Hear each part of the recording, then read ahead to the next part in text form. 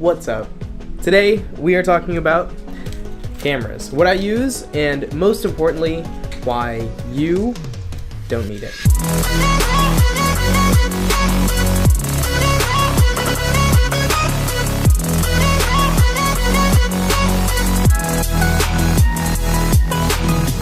What's up? So, if you subscribe to me for like the parkour, free running, the tricking videos, then this video might not be for you if you're not interested in any of the tech or anything like that.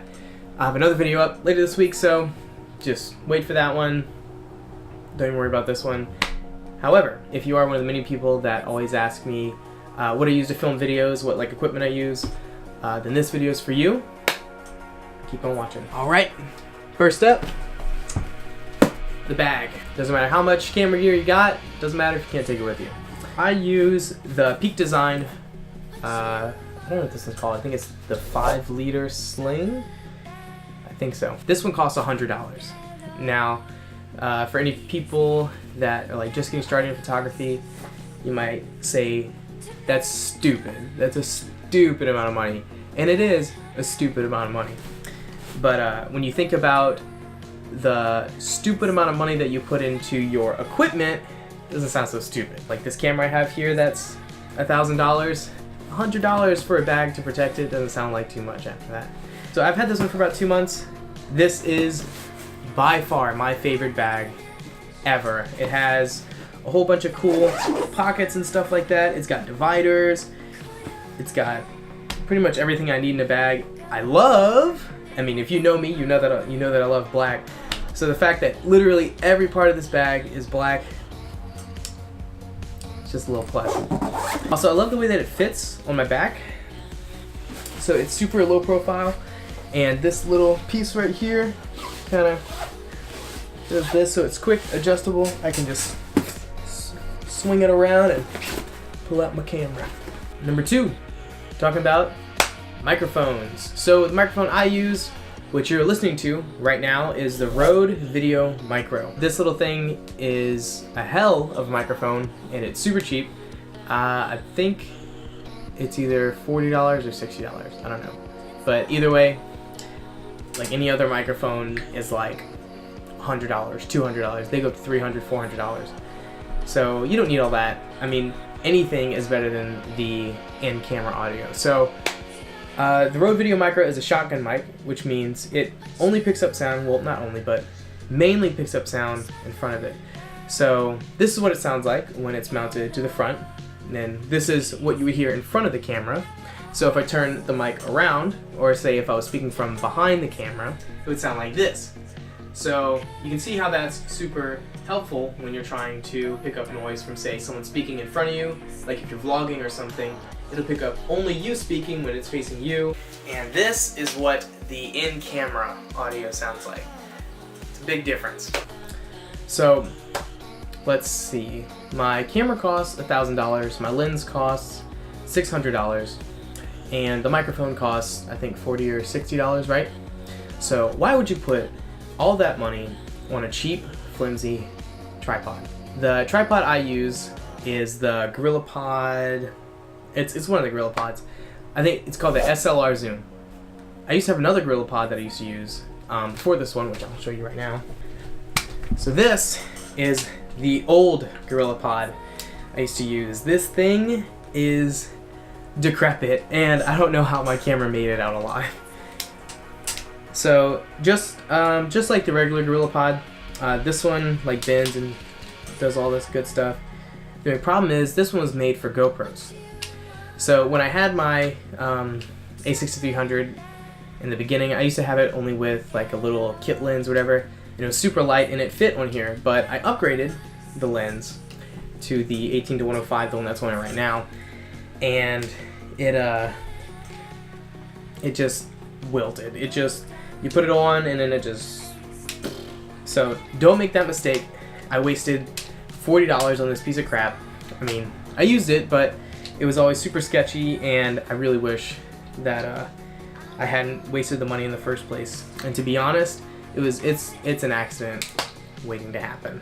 So definitely invest in a good tripod. Next up are lenses. So I use two lenses only. For about 90% of like everything I do, I use this lens that I'm recording on right now, which is the 18-105 f4 G Master lens. So if I need, say, a wide, beautiful landscape or some type of like indoor wide shot or anything like that, this lens goes down, well, it opens up to 18 millimeters. And then if I need like a super tight portrait or something like that, it can zoom all the way in to 105. So this lens has pretty much everything covered, which is why it pretty much stays glued to my camera. Now this lens sells for about $600, which is not super cheap by any means. However, you don't need something like this. This little kit lens right here, which is the 16-50 3.5 to 5.6. I used this lens for the first year that I had the camera, and I went from just owning a camera to using it to make money with literally just this lens. So I went from amateur to professional with this little kit lens. So you don't need something like this to, you know, like do what you gotta do. Use what you have, like, and just get it done. Now for the other 10% of shots that I need to take, I use one other lens, which is the nifty 50mm 1.8. So this lens is super cheap. This lens goes for $200, which isn't super cheap, but it's cheaper than most. And honestly, for what it can do, that's an insane price. So what this one does is it's a 50mm lens on a full frame. On a crop sensor like the camera I have, it's about a 75mm lens. So it's really tight, it's really zoomed in. And what that does is it gives you really good background blur. In addition to that, it goes down to f1.8, which means that it lets in a huge amount of light, which means the aperture opens up super wide, it lets in a huge amount of light, and it takes the depth of field and makes it all, you know, blurry in the background. For, say, like a dark wedding venue or something like that, or like nighttime portraits or something like that, this lens not only lets in the most light, way more light than my f4 lens that you're looking through right now, but it also blurs out the background and really separates your subject from the background. So for $200, this lens is a beast. So I'd say if you are stuck right now with something like this, like a little kit lens, and you're looking to get another lens, don't look at the super crazy expensive lenses. Just start super simple and super effective 50mm 1.8. Alright, this is my favorite part. I can talk about this thing for ages. The Sony a6300 is the camera that I use for everything. Focus peaking, zebra, 120 FPS, 4K, electronic viewfinder, and it all comes in a package smaller than most smartphones. So this camera is a beast of a camera.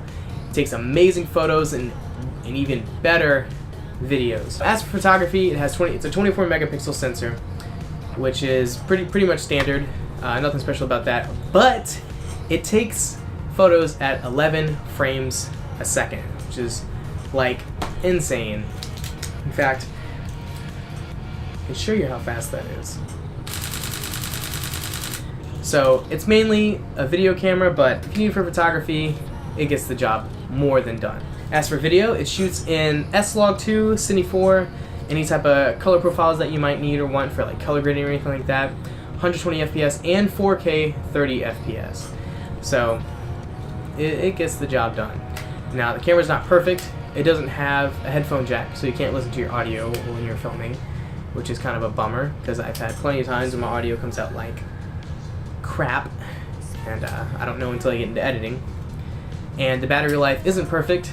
Also, it has problems with overheating when you're shooting 4K, so it's not a perfect camera. However, with everything that it does do with the 120 FPS and the 4K and everything, the camera comes in at about $900 for the body only. So when you compare that to other cameras that shoot 120 FPS, it's pretty cheap. So I highly recommend this camera to anyone who's either just getting started in photography, who either knows what they're doing, or for a professional that makes money from it. This camera is definitely definitely an all-around beast. So if you already make videos and you are curious as to what I use to make videos, I appreciate and love you. But if you're just starting out and you're thinking to yourself, like, wow, all that stuff is like super fancy and nice, but I don't have the money to get any of that stuff, don't be discouraged. I mean, I still don't have the money to get all this stuff. It took me years. I'm still saving to get more stuff, right? But what's more important than having money to get like new cameras or new lenses or anything that'll make super tiny differences in your video quality is like, you don't need it. I started making videos on a GoPro, right?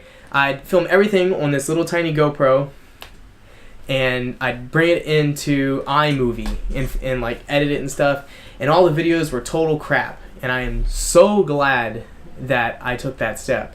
If I'd waited until I had a Sony a6300 with an 18-105 lens with the tripod and the super nice bag and this awesome microphone, I wouldn't know anything. I wouldn't even know how to use them, because you have to make the mistakes. You can't wait until you have like all the awesome gear to start making videos. I mean, I don't have any lights or anything.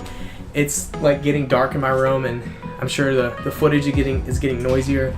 So it's like, just use what you got. Use your use your freaking iPhone 5S and film it and like edit it and splice on your phone and just upload it. Just use what you have, where you are, what you got, do it, and just make it.